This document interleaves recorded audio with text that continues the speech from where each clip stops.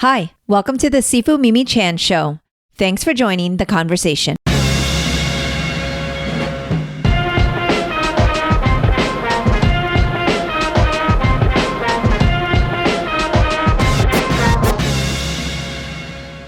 Michael Jamorski is known for his work on Avengers, Endgame, Black Panther, Jurassic World, Into the Badlands, and several other Hollywood films.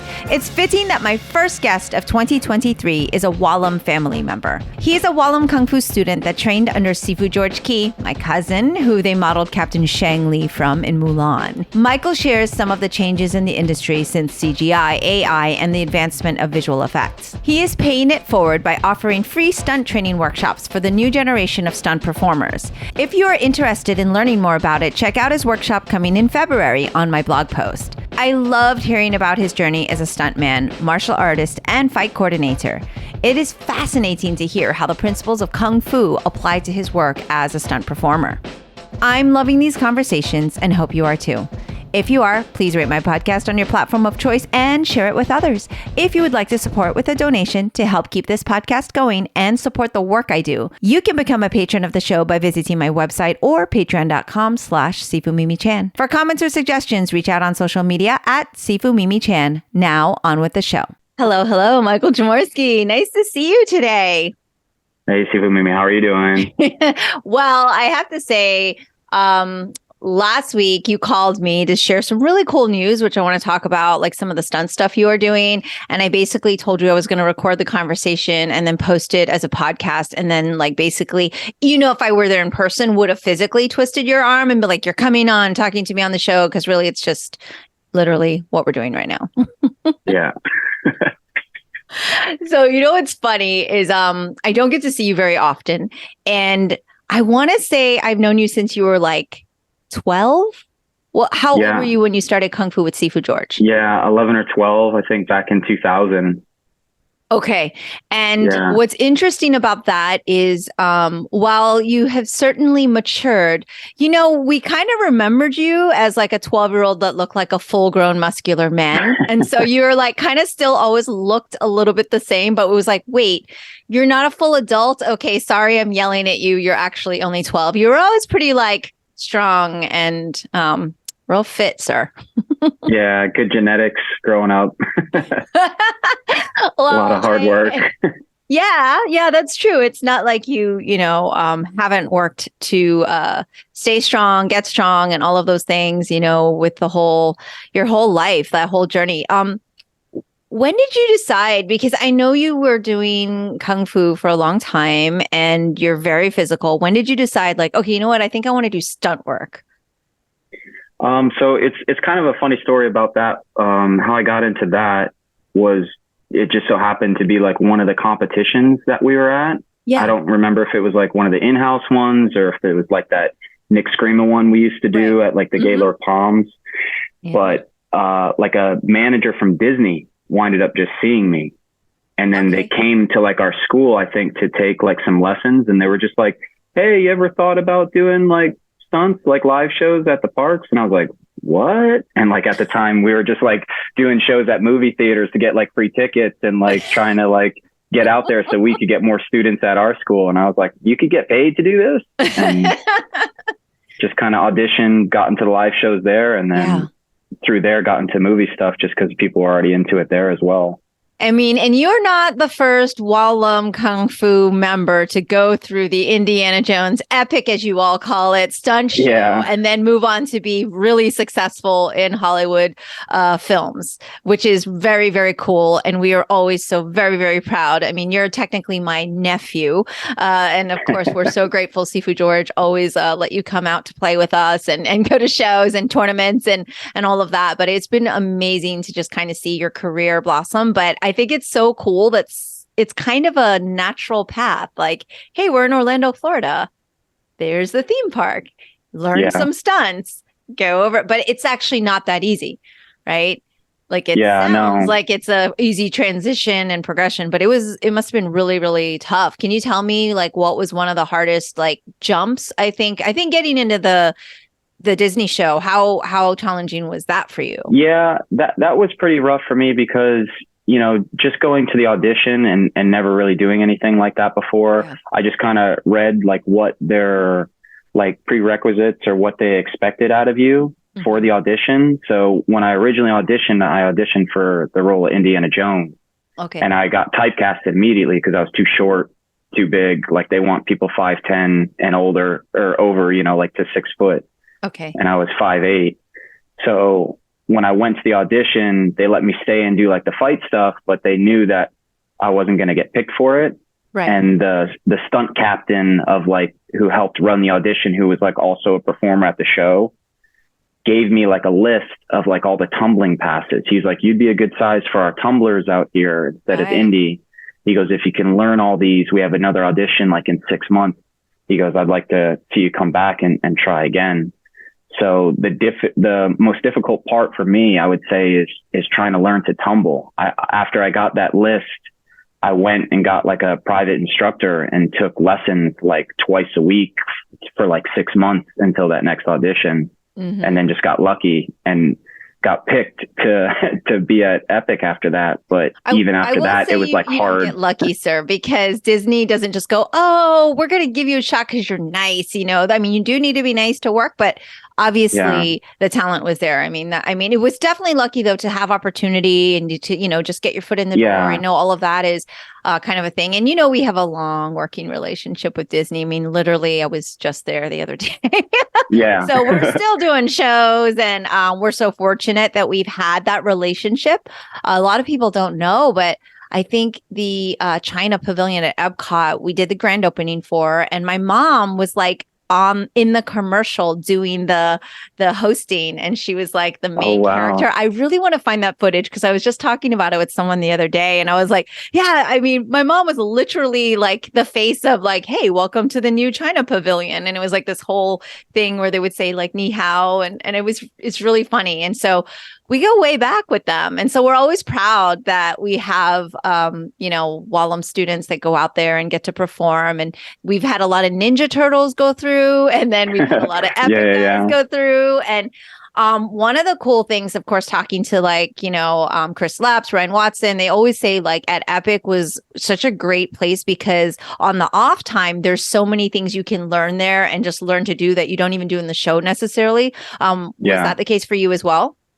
Yeah, same. There was always guys that were better at other things, whether it's like trampoline or high falls or even fight stuff, different types of fight stuff that you could just mess around with in between shows. And most of the people there, it's almost, I would say, kind of like Kung Fu was.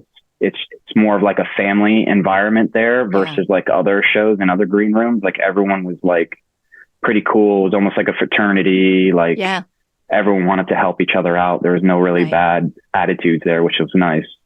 Yeah. I love hearing that. And having known so many that's gone through that journey, you're just like, oh, that's so cool. And I mean, I know that you come back to Orlando because you're now relocated to Georgia, but I know that maybe it's different guys that are out there and stuff like that. But for a while, you would go back and I always say we always love Michael Jamorski because he goes to visit his Sifu, and Sifu George is like one of your first visits. You're so great about remembering your roots and just paying homage. But like you also go back to Indy too, right? Yeah, I used to be honest, until maybe like 2 years ago. When like the whole COVID thing. Yeah, exactly. When it closed because of COVID and everything, they basically got rid of the entire cast. And then when they reopened the show, they only brought full-time people back. So that kind of was my undoing. But up till then, like I was still seasonal and I would go back in the holidays and they didn't care. Like usually they make you like brush up every 6 months. They would just let me come back whenever and just, they were so appeasing. They were like, you're in town. We need people. Please come. Like, just work. We don't care. Like, you'll be fine. Oh my gosh. That's so funny. I feel like I'm the same way. So literally you and I are talking about T-minus 6 days to Chinese New Year. So Lunar New Year is literally around the corner. And I kind of feel the same way. I'm like, so Mike, you're going to be in town. You want to jump in there? I mean, you feel it's kind of that same deal where you kind of want people to show up and figure it out, especially the old schoolers like yourself. So we go back to the tumbling thing? Like, what was one of the hardest passes for you to get? Because I see you and I forgot that you didn't tumble kind of growing up, that you did the martial arts, but you were always like, your jumps were always so, and you made it look very easy. And I was like, damn you, because, my vertical 1/2-inch jump that I've had since I was 12, that never got much higher. I never jump that. My body does not want to go upward. I would always use like speed and momentum to like get around rotation. I had no ups, but you were always pretty springy. So what was like the really challenging thing for you? Just for me, like chaining stuff together, the hardest thing that we had to do was like round off back handspring, back tuck. Like anytime we had to chain stuff together, that was kind of like harder for me. I was always like better at just doing like round off something and then cartwheel out of it, for like a 3-trick pass instead of like doing round off back handspring something. That's fascinating because you could do like a standing back handspring or standing back tuck like easily, right? Yeah. I was the opposite. I could do like 10 back handsprings in a row. And then I'm like, oh my God, I have to do a standing back handspring. I don't know what I'm going to do. And this is back when I could do all that, by the way. I mean, the last time I did back handspring was about 4 years ago, and which I was flipping at 40. I was pretty excited about that. Our pal, shout out to Travis. I came out and taught coaching to the kids, and I'm like, okay, I'm going to revive my back handspring. And he got me there. So I was pretty excited, but I could never do standing things. I think it's because you have like, is there like, maybe that's like the power versus the momentum or something. I don't know. I guess, I was so scared of doing things standing. I couldn't do it. to me, as soon as I started like chaining stuff together, like I would lose where I was at and like where my body was in relation to like where the world was. So it's like when you had to like undercut to like get more power for your back handspring, I would just like sometimes biff the, and miss the ground, or I would like back handspring too high and then my back tuck would be lower than my back handspring. So it took a while to get that one down for me. Wow. I find that fascinating because you are so like twisty turny. You can do all these crazy things. And I'm like, really? A round of back handspring back tuck was like your nemesis. I love that. Yeah. It's always the simple things, right? Or it should well, the problem is, and we say this in Kung Fu, and I say this to my students probably every other day or daily, like, simple doesn't mean easy. Yeah, exactly. And so because I dipped my toe into that world, in that industry, but I didn't do I've done stage work, but I didn't do like an indie show. Like, did you feel that translated to film really well for you? Like, being on the set, like that first time you were like, okay, I'm going out there and I'm a stuntman on a film set. Did you feel the transition was pretty seamless, or did you feel like there was a huge adjustment to make? It was, I would say like yes and no. Okay. Like it definitely like I already had the confidence because like performing in front of people just from Kung Fu to even going on stage like at Indie, from doing Kung Fu and doing like all the shows we did and exhibitions, like I was never really nervous in front of people.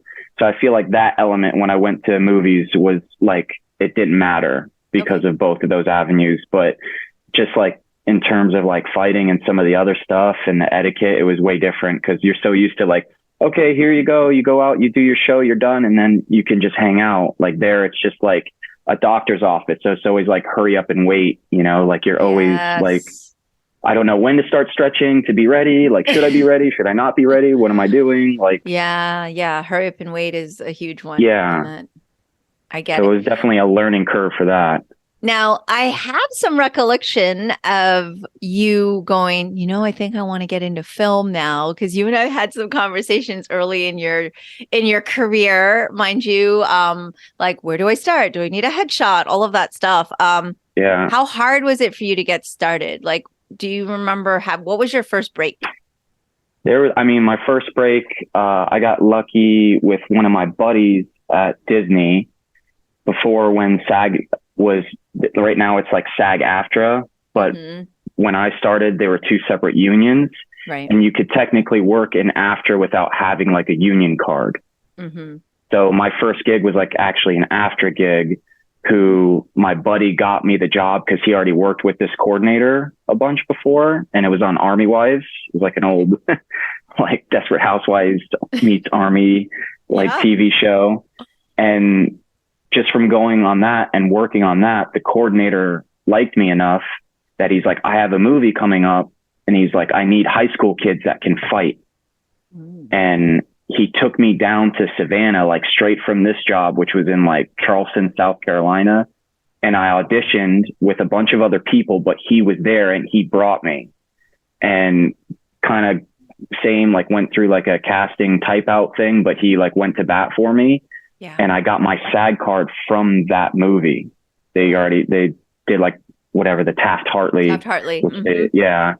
Which was funny because at the time, if you stayed at Disney for a year and paid dues into the union, you could get your SAG card. So I was like 6 months into paying dues to the union. And then I got that. So I had to call them and be like, I got it already, suckers. I was like, I'm not paying anymore to you guys because I already get all the benefits.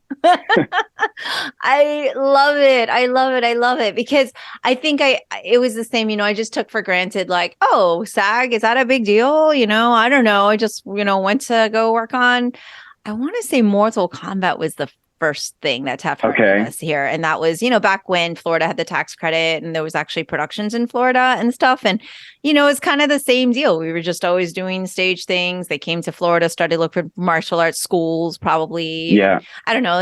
This is in like the 1800s. So, nobody remembers anything from that time era. I don't recall, but I do always love when it's like you see someone who you very, very clearly remember being super green starting out, and you came to me and you're like, can you look at my resume? And I was like, yeah, I helped Mike Jamorski with his resume. I love saying that because now I need your help if I were to ever try to make a resume ever again. Like I would be like, hey, Mike, what do they even use those things still? Like, what's the deal? But do you remember that? Yeah, no, for sure that. And then I remember you helping me link up with Chris Leps at first because he was big in the business at the time as well. Yeah. And then I feel like I didn't meet him in person until maybe like a year or two later at like one of the events that you guys held at like one of the small movie theaters. It might have been for your dad's, like the movie, the documentary that you produced.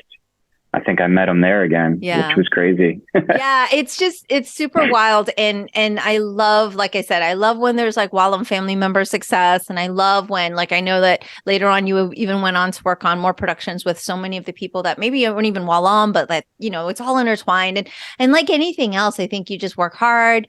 You're a good person. People like being around you. That's why you keep working and you get hired, and you're also super talented. So, that all comes into play. It all comes into play. No, I mean, you're Sifu George, who's my dear cousin.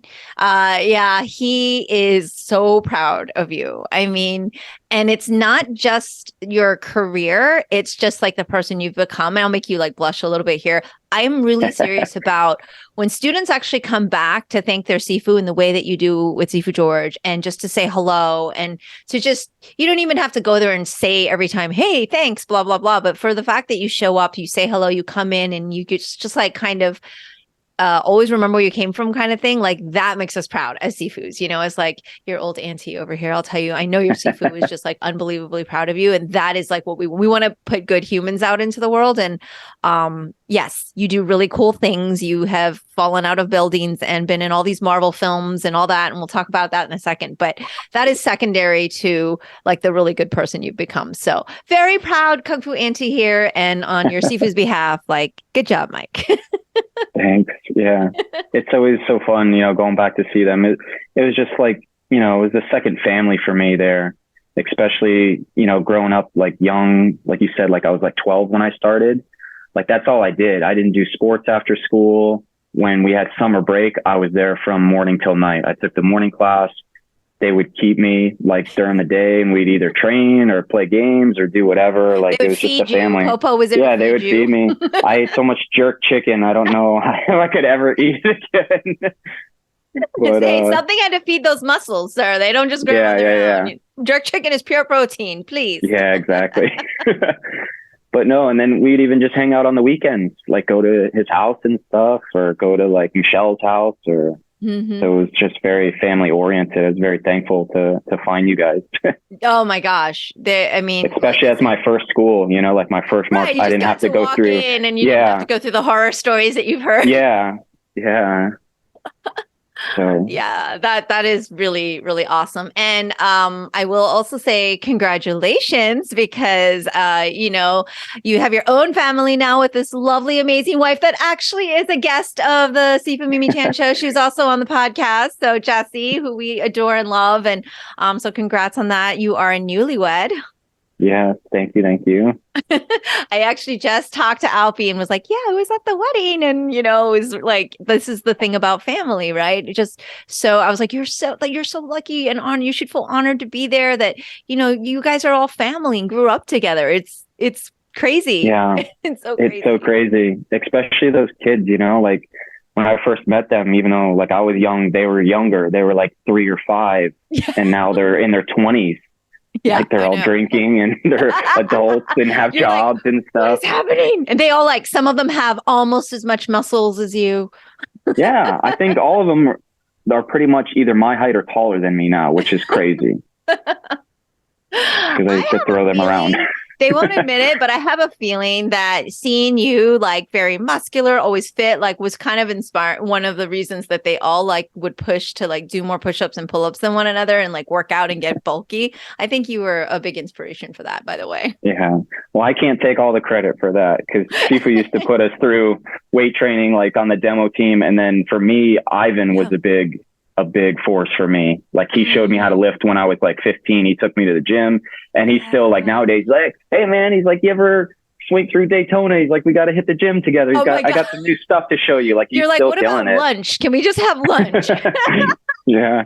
Lift the chicken wing up, Yeah. Oh my gosh, he is so hardcore. I love Kung Fu Family. So let's talk a little bit about Kung Fu, actually, just any top memories you might have from classes and that training that might have prepared you, that you look back while you're standing at the cliff of, the edge of the thing with that wire and going, oh, I guess I got to jump through this window now. What kind of you feel carried over and prepared you, and what kind of memories do you have from your Kung Fu class? Because you spent a lot of time there. A lot of time there. You made dirt on Sifu George. Oh no, there's no dirt. There's only good memories and funny. I would say a lot of funny times. We did a lot of stuff there that was just, great experiences as a kid, growing up and stuff. But I mean, as far as preparing for stuff, I mean, everything we did, I don't know. I wasn't very disrespectful, I guess, as a kid before I got there, but it made me respect everything a lot more just from being there, the discipline that we learned and whatnot. And I feel like that just helped a ton on set as it is anyways, just with work ethic. I believe that they helped me out a lot with that. Plus my father's a workaholic. So it's kind of it's inbred. Yeah. But some of the funniest memories, I guess, that I have, my dad, he kind of brought it up when we had the wedding recently, because all the Kung Fu people came and everyone was reminiscing, oh, you remember this story and remember that story or whatever. But going back to how you were saying, I was kind of a bigger kid for my age. You were one of my, I want to say I don't know, in the very beginning when I first started and I was in the kids class, seeing Martin, told me at one time, I don't know if you remember, there was another student there. His name was Eric Castleberg. He was kind of he was higher up demo team before I was demo team. It was him, Joe Palmer, JC, they were kind of the elite guys at our school. And this guy, Eric, he was down on a knee holding the kicking bags for everybody. And seeing goes, I'll give you $5 if you can sidekick him over on this one. and I literally sidekicked him. He fell down. And my dad made me apologize to him because he didn't know that Seeing told me to do it. Yeah. You on? And he was he wouldn't let Martin say anything. And he made me apologize to him. And it was just kind of a funny thing. And shortly after that, they bumped me up to the adult class. I was you outgrew it, I think. Yeah. I think I was still 12 and I was in the adult class. They were like, you're too big. Just move up. You have the discipline. You're fine. Just go. Right. Yeah. I understand that. And being that this is probably going to release around Lunar New Year week, what is one of your Chinese New Year memories? Because there's quite a few of them. I mean, I remember you guys would join us and there's some wild times. Let me tell you, it's still crazy as ever. But what is one of the things that jumps out of you when I say Chinese New Year? I don't know. For me, one of the funniest times for Chinese New Year's, I remember messing up specifically one time. And I think we were at Chan's. Okay. And it was like me, JC, and Fidel doing like a 3-man broadsword form. And I think one time we were supposed to do like a jump crescent kick one way, and I winded up shoulder rolling the other way.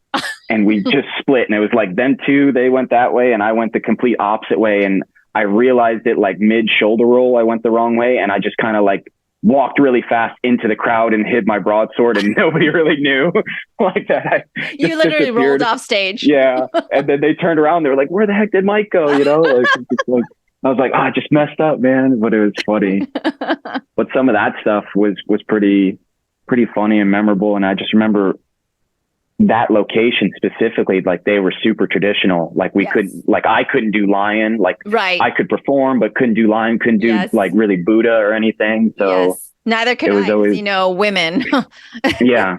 It's changed a lot now. Like that, we don't really have places that are particularly like that. But like, it can be, it could be pretty, I think for a lot of places that were kind of set in their way in that, I'm like, well, you do realize that I am a female Sifu and literally kind of leading the system now. So we're going to have to kind of get out of that era of like those old school thoughts. But at the same time, we try to be really good about, if we could, we just won't like offend people, right? Like we're not, we're not also here to like, change people's like, way of, in some ways it's their religion. I don't want to use that word too harshly, right. Yeah, so, but yeah, it's changed a lot since then. So like, so if you want to come to Orlando next week and jump in, just throw a couple B twists and do a mic Jamorski. I'm in good shape, but I don't know about that good a shape.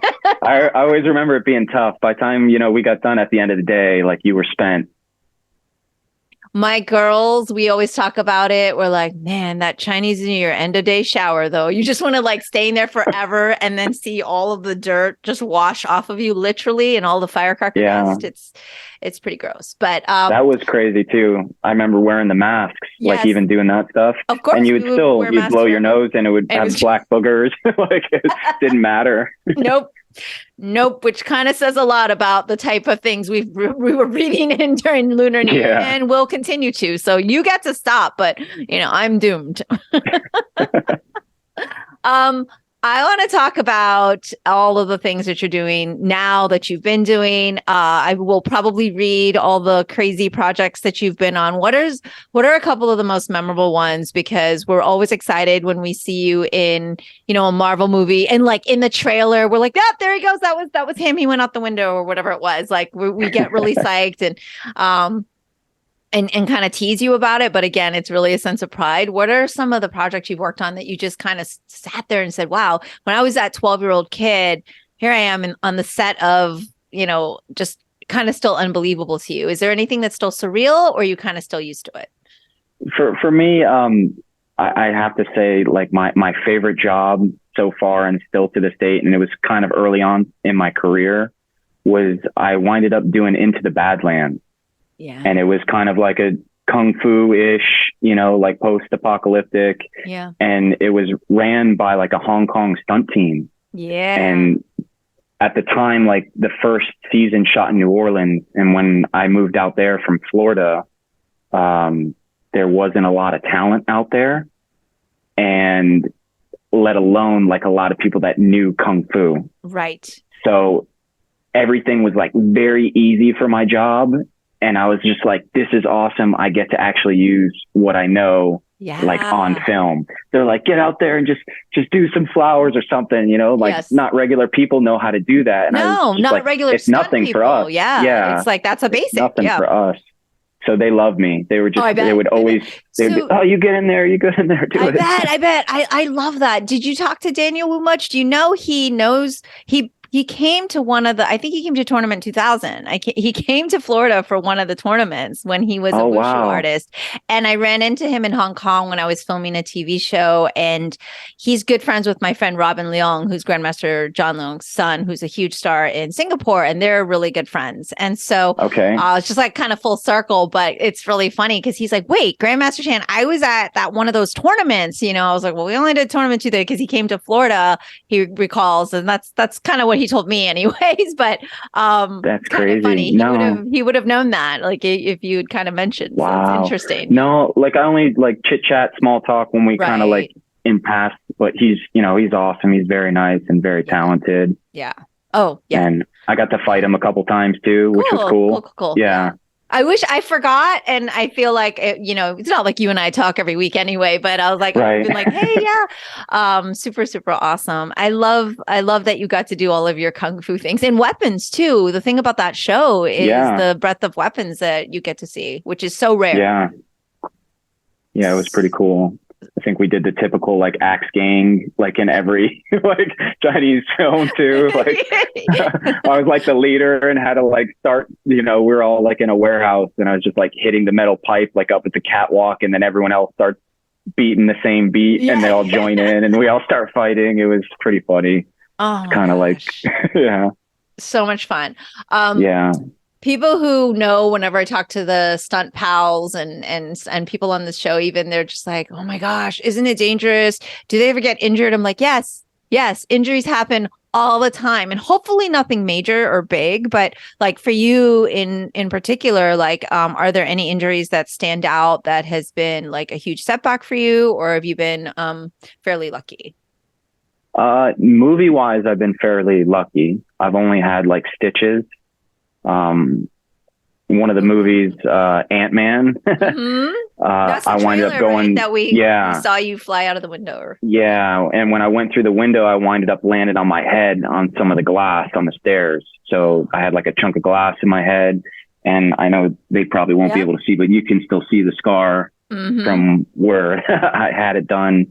But I've had shoulder surgery and both my knees done as well, but that was at Disney. It wasn't in the movies. Fascinating. So, yeah, Disney was a lot of wear and tear, like live shows every day, 5 shows a day. It got rough. There's never any off season. Yes. Yeah, that's the thing, because you see stunt work and you think, oh my gosh, but thing is, if you get it good, you only got to do it a couple times. You get to be a one take and done. You're lucky. I mean, rare, but still, it is definitely dangerous, and there's definitely stuff. But I think people underestimate and maybe don't give enough credit to those theme park performers that have to do several shows a day. Day in and day out, because Disney does not close. Only if there's actually a hurricane. Yeah, exactly. And even then, people always ask us, "Hey, are you closing?" I'm like, we'll see if Disney closes. That's usually our answer, because then we know it's really coming. Because I feel like they must have their own weather team, and they know what's happening. And I say they control the weather, and they have the ability, unless like it's truly a hurricane. So we usually say that because we don't go by the school schedule always, because schools get closed down here as shelters. So they always close. I'm like, schools are always closed, even if the hurricane never comes. But if Disney closes, Wallam Temple closes. So that's my policy. But yes, it is a full-time thing. And you and I actually had a little chat last week, because I'm always curious and I'm always concerned. Like, I don't know anyone in the industry too much. I mean, you anymore, but I used to sit there and watch all the credits. And now I see the credits for like CG and special effects way longer than even the stunt team and stuff. Like, you see that you've seen someone who actually reads credits. You kind of have seen like, oh, wow, there's like 2 more minutes, 5 more minutes of credits. And a lot of it is because of those post effects and things like that. And I just saw the other day, actually, Oscar got gifted. I should show it to you. Some AI of him as a lot of different characters. Oh, yeah. And it's very creepy. And like, all the pictures. I can't stop looking at it. And so, but even just looking at something like that someone can just do at home, right? Not even a professional, like, I'm always worried, like, okay, when is the day where stunt performers are going to get phased out? And what is that like right now? Like in Hollywood, do you feel like it's not going to be a problem at all yet? Or do you feel like where's that trend? And every few years, I kind of check in with people just to see, like, what is it like? Because I know it gets used, but what are you seeing in terms of like how that's used in the stunt world? Yeah, there's still, everything's getting so much better nowadays. Like before, it used to be kind of campy and kind of cheesy. You're like, oh, that looks funny or that looks whatever. But some of the face replacement and stuff is getting so good nowadays that it's, you can't even hardly tell sometimes, unless like there's a couple movies I've been in. I'm just like, that's my body. That's not the actor, like Wow. you can't even tell unless you're like, that's my legs. That's not his. And, but as far as like stunt stuff, like it kind of helps us in a way right now, at least with the face replacement and stuff, because they won't let the actors maybe do as much. And they'll be like, well, just let him do it. You don't need my face right now. Like they can do it. But then on the flip side of things, like the stuff that's more dangerous, I would say they're not letting us do anymore. Cause they're like, well, we'll just do a digi takeover.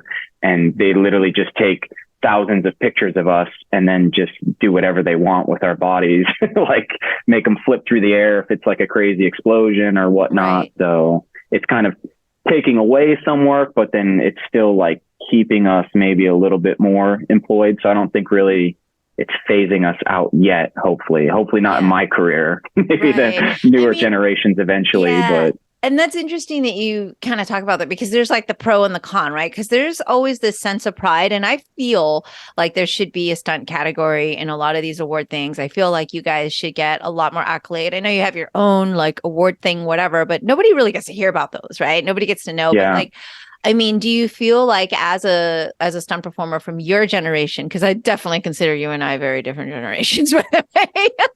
Yeah. And I don't actually consider myself a real stunt performer. I mean, I've been on like 3 or 4 sets or so, but like, there's this sense of pride. Like, no, man, I had to get on a harness and I had to do, wires, or I had to do the ratchet. I had, I got in there, I did the burn and all. Like, there's a sense of like a bit of that accomplishment, or do you feel like, you know what? No, this is safer. Like, where do you lie in that? I don't know, because it's so hard, because the guys that I learned from and like met at Disney, or just like when I got into the business, like the people that kind of mentored me that were older, they all came from like that cowboy 80s, 90s era, right? Yeah. And it's like, if you weren't tough, like you weren't a stuntman. Like if you couldn't hit the concrete or whatever.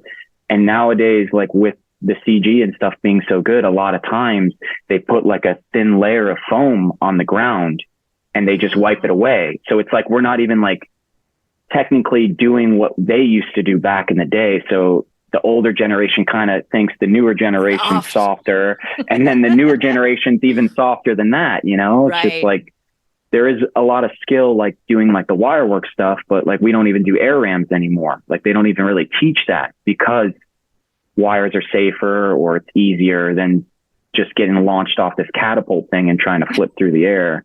Like it's almost like a dying art, like that some of us know.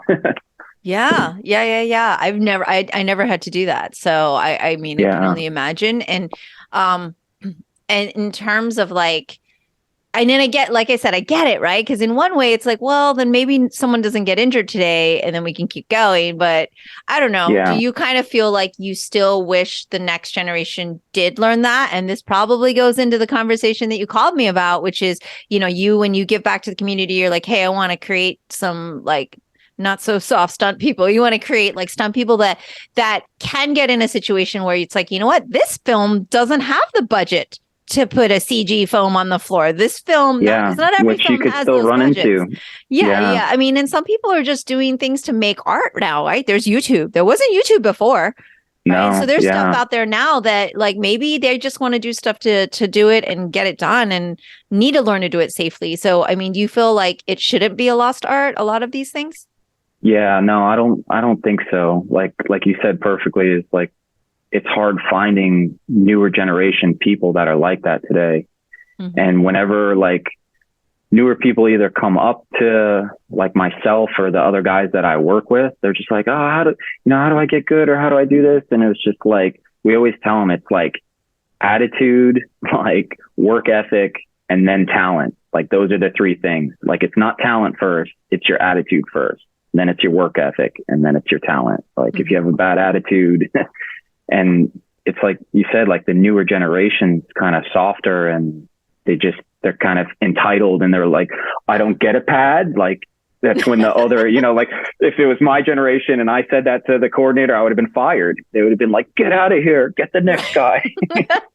Right, because there are the next guys, and like from a female perspective, and I know it's something Jesse and I talked about. Like, women usually don't get to wear that because the stuff that people were doubling have clothes that you can see through, or like we don't get to wear gator backs all the time because the outfit would never allow for that, right? And so you have to know how to do things safely, and don't get to have pads all the time. And so, like, unfortunately, there's like even more like, hey, guess what?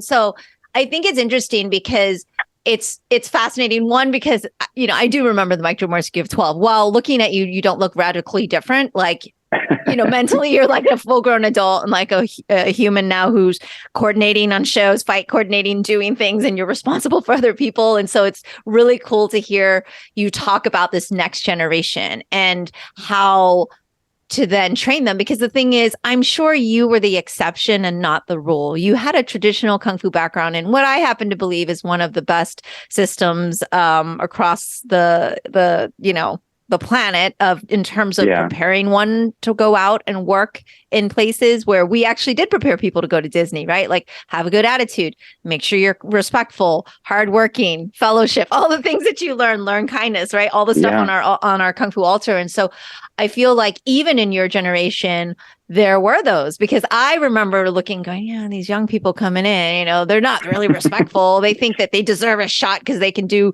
a triple back or whatever. I was like, you're never going to do that, by the way. Like, it's pretty rare. Maybe Spider-Man does it, but like, they think they have this talent. And so I feel like, yes, generationally now it has changed a lot, but at the same time, each generation's responsibility is to be the old school guy and say, hey, this was passed down to me, and hopefully those are the ones that are persevering and still in the business, so that doesn't die out. Like those principles don't die out. So it's really great that you're doing that. Can you talk to me a little about the program that you ran like around COVID, and the one you're doing again, where it's like you're doing kind of the stunt training, and kind of why did that come about, and what do you do there? Because I saw your video, I'm going to post it, and I couldn't do that. So don't sign me up. I can't take credit for it 100%. One of my buddies, Walter Garcia, who I actually met through Kung Fu, he came from another style. He came from Taekwondo. He did like YK Kim. Orlando guy then. He came over when he was 15, and I was 15 with two other guys from his school to cross train, and that's where we kind of met each other. And then we met back up later at some of the stunt shows, and then we winded up like moving to New Orleans together and kind of starting a stunt team, because we wanted to have like a tight knit group to do these projects with. And it's hard enough in the business to make it as an individual. To make it as a group is even harder. But going back to this to these like seminar or the classes or whatever we're running, he actually ran the first one by himself. I was over in Germany on a show working at the time, and I was just kind of conferencing with him, like, talking about, what we should do, this should be. And because there was the downtime during COVID, he thought it was the perfect time to run it. It was just very hard, trying to get everyone on a testing cadence and whatnot to make sure everyone was healthy and safe while they were doing the program. But, we just teach them basics from like fighting, like how to punch, like footwork, how to fall properly, like different things to keep them safe, as far as like wire work. He has sometimes different, either, we call them like 1X, like the lead doubles that have been on like a ton of shows. They would either like Zoom call and give them like their advice from their career. Like he had like maybe 2 a week or something for this 5-week program that he ran.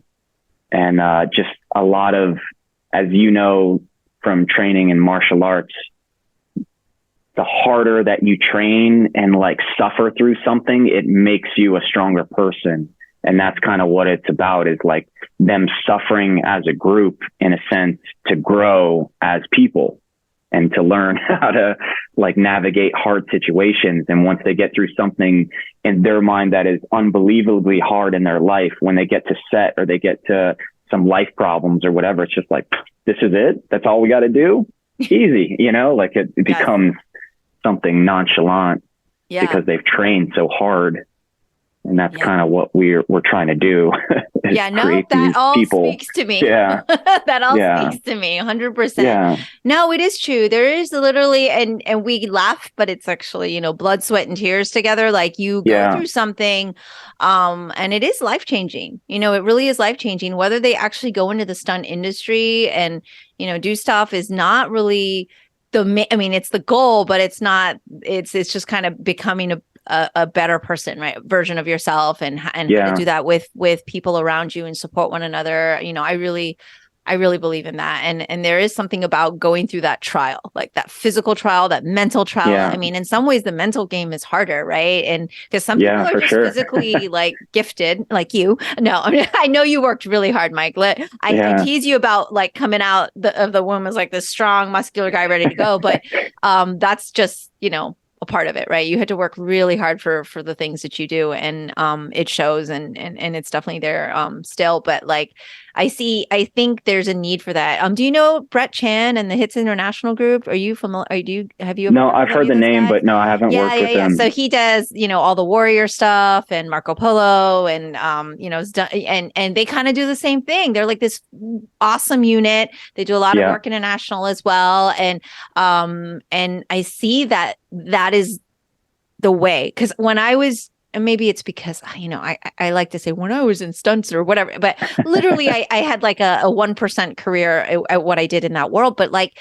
I didn't have any of that, right? There was no camaraderie in a sense. Like I kind of went into it and whatever. And when I would go somewhere, luckily, the few sets I worked on, I did have a community that I kind of was able to find, and I knew people already, and I got super lucky on those projects. But the things I'm seeing now with units like what you're doing with your friend Walter, and then what like Brett does with the Hits International, it's like a team, and then they go out and they tackle things as a team, and then they even hire as a team, right? They're like, oh, do you want this team to do this type of fighting, or do you want, what kind of stunts, car driving or whatever? So I think that's nice to have the community, because there's so much to be said for not just the physical skill part, but what you were talking about was etiquette on set.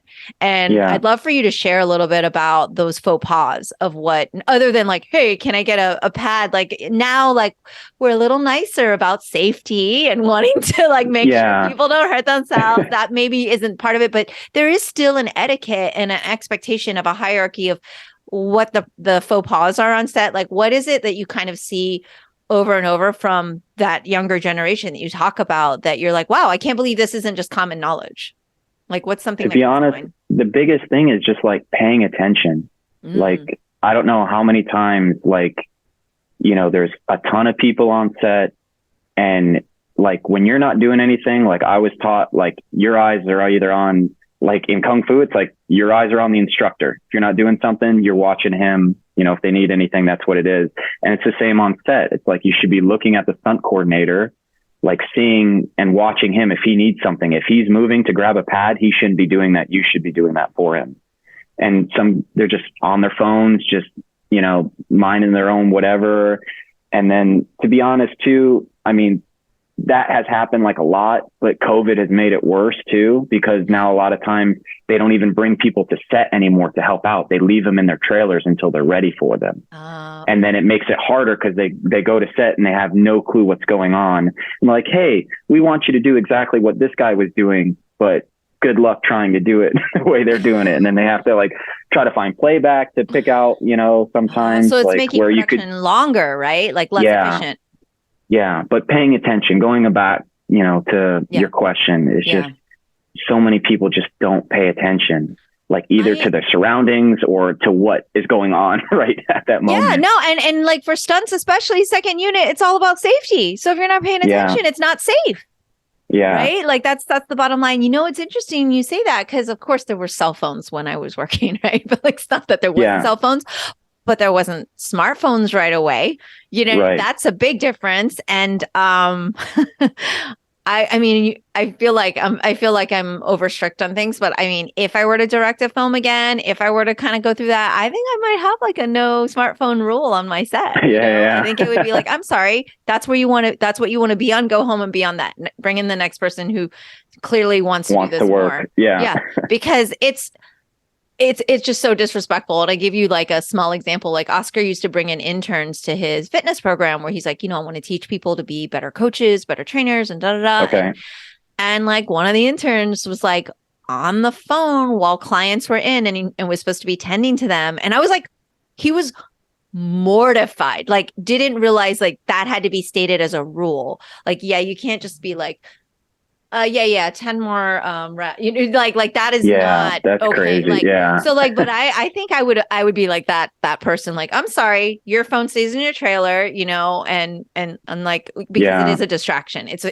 What are they on the TikTok or whatever? Like, I don't know. I mean, that's what I did. I mean, I left my phone in my stunt bag and it's like, I'm here to work. Like I'll check it when I'm at lunch, just like any other job, you can't really have your phone on you most of the time. So. I mean, it's kind of crazy, but it's amazing though, right? Like you just take for granted the things that were like beaten probably into you at some point through your kung fu or home career. Like you clearly had good parenting and had manners already, but like still, like you just go, really? Like no one taught you this? Right. And it's just like how do you do that to an adult? Yeah. Well, you treat them like the level of learning they're at, which is, I guess, we're going to regress you now to Pee-wee class, is what we call it at Kung Fu. Yeah. Tie your shoes and get over here. How many times did you have to tell the kids to tie their shoes in Kung Fu? Oh my gosh. All the time. It's amazing those damn things come untied. Parents used to go, why can't you get Velcro? I'm like, why can't children learn to tie their shoes? Yeah, or double knot them. Right. They untie them on purpose. Yeah. Let me tell you, they're still doing it. Kids through every generation have figured that out. If I untie my shoes, I can take time to tie it and not do my horse stance. I don't know how many ratatouilles I've seen shoes go flying across the room because they think it's so funny. Oh my gosh, that is so funny. I can just see Sifu George just like shaking his head. He'd just be like push-ups. He actually, because of course, he started teaching back at the temple originally and was always known as the push-up Sifu because at the temple we have so many different Sifus there and through the ages, and he was always known as the push-up Sifu. So I know you've got perfect push-ups because of it. Yeah, they're so easy now because of him. We used to do them, I swear, like at least once a week sometimes when he taught. And we would do them after every warm-up exercise. Do 5-foot towel, you drop down, do 10 knuckle push-ups. We do elbow to toe, then you would do 10 fingertip push-ups. And it's just like after everything, by the time you got done warming up, you did 100 push-ups, It's just like, oh my gosh. But they definitely got easier. Yeah. You were built for them too. So it's like, all right, even I'm struggling here. Like the poor kid next to me who's never done one ever. And it's his third day. You're going, oh, sorry. Yeah. Or you make a mistake and you do push-ups. He's either like, you're going to get strong or you're going to get good. That sounds about right. Yeah. So now you said you are also, because you can continue to do stunts for a long time, but nature and age does kick in, and there are things that you're kind of like, at a certain point you don't want to be giving yourself so much wear and tear. So you said that you were also doing some fight coordinating. Tell me what that's been like for you. It's been cool. It's been crazy because there is somewhat, I don't want to say it the wrong way, but like kind of a high almost, like when you're in front of camera and you're doing and performing, you're on. It's cool to do it, but there is like a different when you're behind camera creating stuff and teaching people now to be safe, teaching them how to move, and then kind of like coming up with a vision of what you think is cool and trying to get them to do your vision. So it's been really cool to dive into that aspect of it. And I didn't think I'd ever be able to do it. I'm just like, I don't know, step here, punch here, do this. And now, we're creating such elaborate scenes. Yeah. Are you allowed to tell me what you're working on? I don't know, to be honest. So maybe don't, and we'll talk about it off air. Yeah. But what was like the last thing you worked on that maybe, or is this the first one you're fight coordinating? No, I've been doing it for, I want to say like a couple years now. Yeah. I started out on some of the other shows, like even when you're just like doubling or whatnot, it's always kind of like a communicative like environment when you're on like the team that's like there for the whole show. Yeah. So even though like you're not in that technically fight coordinator position, sometimes you can be asked like, hey, what would you do here? Like, what do you think's cool? What feels cool for you? So we've always like, I've been lucky to kind of build into it, I guess. But we did 3 seasons of Stargirl. It's on WB. It's an unknown show, but I guarantee you the action is awesome on it. And if you go watch it, you'll be like, oh, she's fighting with a staff. That's Wallum's staff. Yeah. I totally know everything she's doing right there. You'll be able to pick stuff apart. Everybody needs to go watch that then, just for that alone. That makes me very proud. That's so awesome. Yeah. So I'm pretty sure Seafood George told you that I brought him onto my little Disney project, which was Fantasmic. And I choreographed the show for that, which is really great because that'll be on stage hopefully for a long time. And so when people go and see the Mulan Shang sequence, they'll see Wallum staff. They'll see our fight set. And I actually surprised the cast, and I didn't tell them I was going to bring Seafood George in. So they knew they were getting Mulan, but the Shangs didn't know that they were going to get to learn from Shang. So I was really excited to be able to do that as kind of a thing for them. So it was a pretty cool experience. That's cool. Yeah, he sent me a picture. I think him and I saw Seafood 2 as well. Yeah. Yes. They're helping out. The team. Yeah, Alexia, Oscar, and Flores all kind of came in. It was quite an effort because you know how all the stage stuff is too. Like you get certain levels of like union, non-union, or you get performers that are experienced. So we had a lot of people who had no experience whatsoever, and to turn them into what could look like a traditional martial artist was super challenging, you know, and they were such hardworking. We call them the dynasty out there, and we absolutely loved working with them. And just the team, the show director was amazing. So same thing in your world, right? So it's kind of like, you've had good experiences, and I'm sure you've had bad experiences, and we won't make you talk about the bad experiences, but tell me about that. Like how, like you said, it was Stargirl, right? Like they actually asked your opinion and they wanted it to be collaborative, and that's not always the case. So that's a really, really great gift. Yeah. And to be honest, Stargirl was a very good show for all of us to grow, like as a team. There was one of the very few shows that we kind of worked on where they didn't really limit the stunt team. Like we always had budget issues, you know, like, oh, you know, try to stay down within the budget or whatever. But they always kind of pushed us like, you guys do whatever you want. Where sometimes a lot of productions, especially television, are like, we can't do that. Like, no, like we're not doing that. So we always had big, grandiose, like action scenes and stunt scenes. And we were always kind of pushing the limit as far as like, I would say for a TV show, they were getting like movie quality action for what we were doing. Nice. So I love it. I love it. Yeah, it was really cool. And now that you're doing this, do you miss the adrenaline of, I mean, I know that you still do stunts and stuff, but like, do you feel like you're going to miss the adrenaline or do you think you're going to make like kind of more of a permanent transition over to the other side of camera? It's definitely been more of like a permanent transition to it because I've already gotten like some calls for other jobs, like doubling again. And it's just like, I'm okay. Like I'm doing this now. So yeah. But there is that little bit that still misses. But you can still, like when you try to demo it for people, or sometimes you still like line up a shot, people show them, you know, they're like that guy knows something.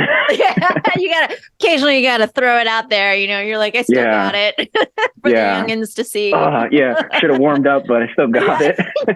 You're like, I can do this. Give me 10 minutes. I'll be right back. Yeah. Like doing joint mobility in the back. That would be, that was me like 20 years ago. But I'd love for you to share really quick with our audience too, some of the people you've doubled. Of course I know, but I'd love for you to share like, wow, I'm doubling all these people that you never thought, or like working with, like who are some of the highlights?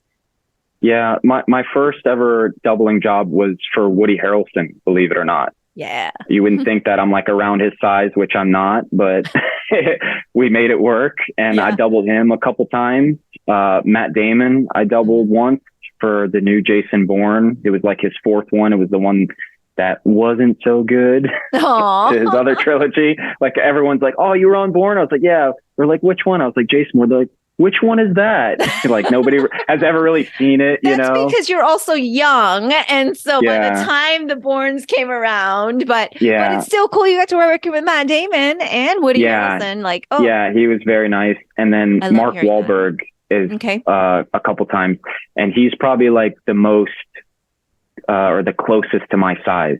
We're like both, so you guys were 5'8", 5'9", like the same weight. Like he's like probably the best fit for me, who I've doubled so far.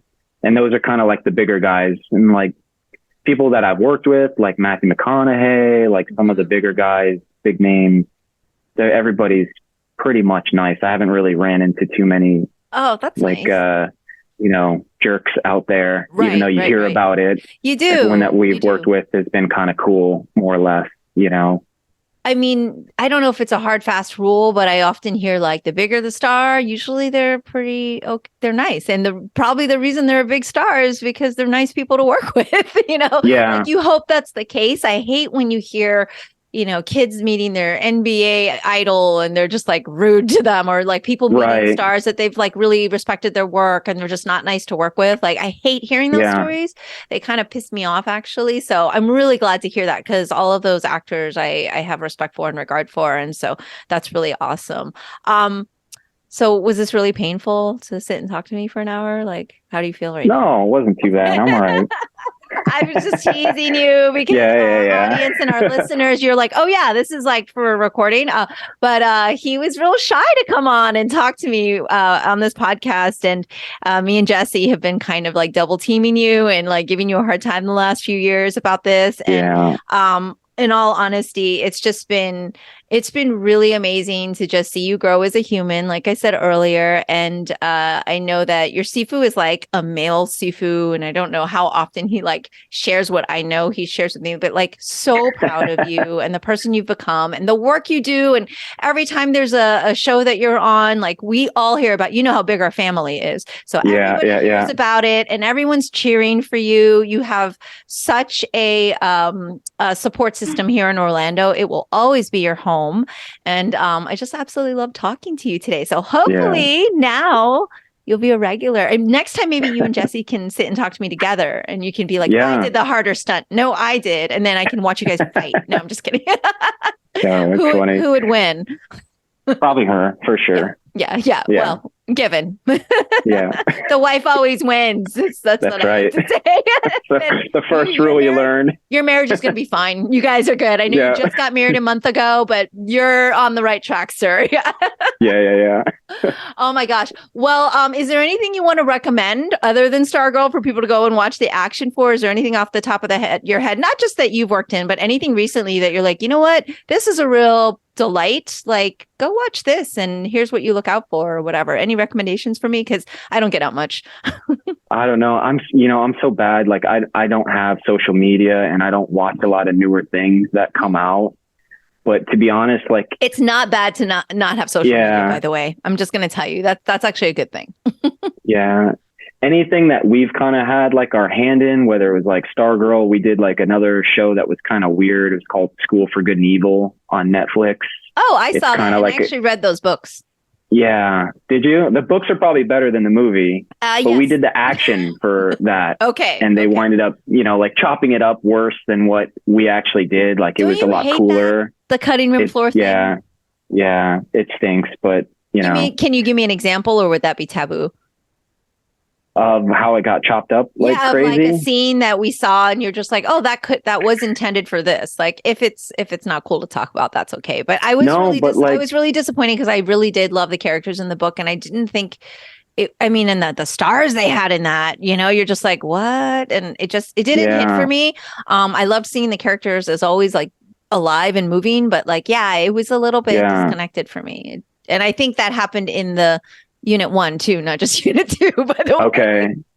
For the storyline, like it just didn't feel what. Yeah. I mean, there are a lot of books though to cover, so yeah. Yeah, for us though, like we winded up doing the project, and then they winded up calling us back. I guess after they went to cut it and put it together, like the audience didn't understand like a certain part of the story, so they wanted to film an action sequence in the beginning explaining that there's like these twin brothers that ran the school.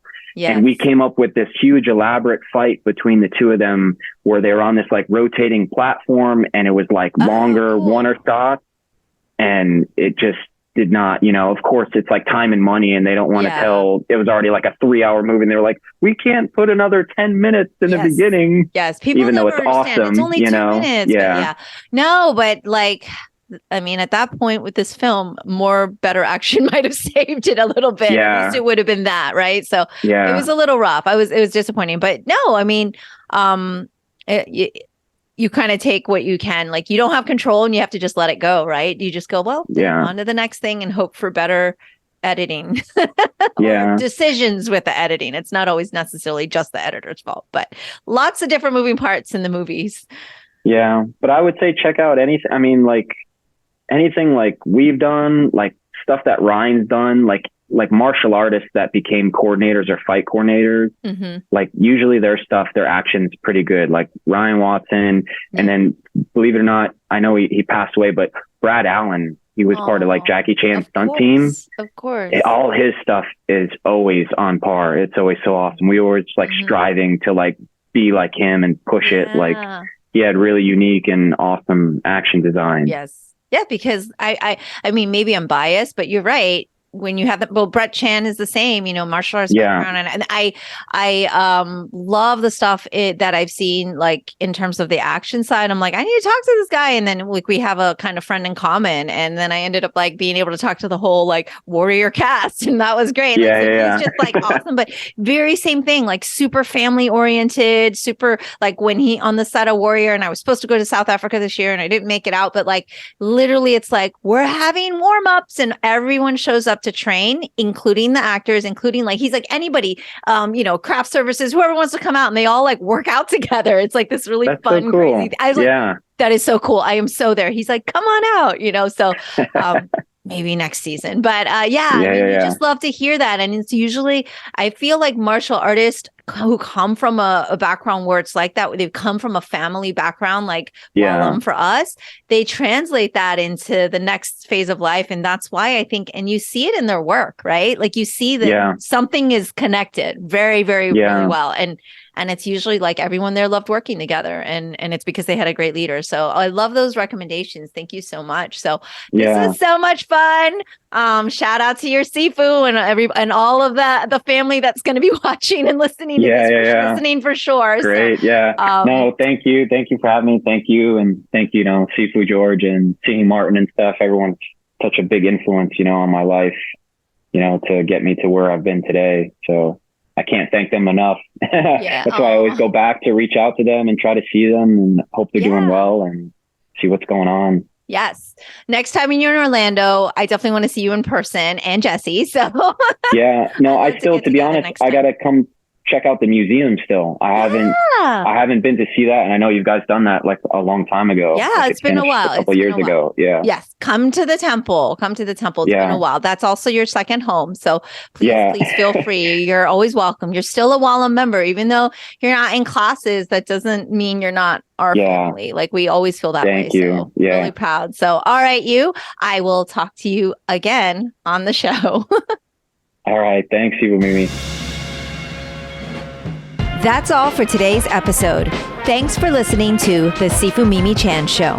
Please subscribe and rate my podcast on your platform of choice and leave a review. You can become a patron of the show at patreon.com/Sifu Mimi Chan to help keep this podcast going. Follow me and interact on social media at Sifu Mimi Chan on Instagram, Twitter, or Facebook.